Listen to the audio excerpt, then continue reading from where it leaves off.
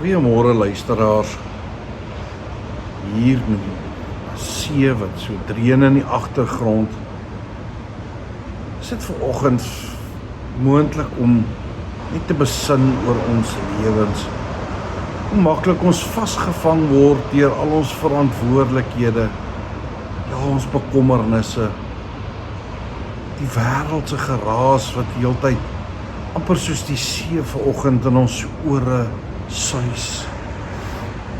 Tog herinner Psalm 46 die 11de vers ons met 'n paar eenvoudige en kragtige woorde. Bedaar, sê hy, en erken dat ek God is. Ek is verhewe bo die nasie. Ek is verhewe bo die aarde, sê die Here.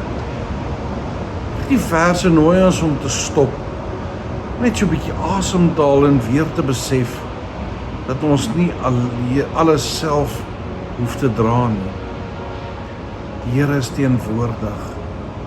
Nie net in die groot oomblikke van ons oorwinning en ons lewens nie. Die Here is teenwoordig ook in die klein dingetjies. In die stil oomblikke van onsekerheid.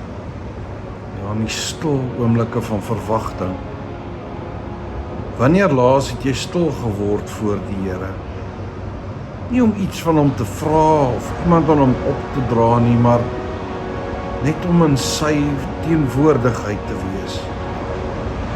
Te sien in daai stilte vind ons vrede, want daar ontdek ons weer wie ons God is. Want jy sien, hy is ons toevlug, hy is ons sterkte, hy is ons Vader. Ek wil vandag aanmoedig om hierdie week elke dag, elke oomblik, elke sekonde te gebruik om stil te wees. En in daardie stilte God se stem en sy teenwoordigheid opnuut te besef.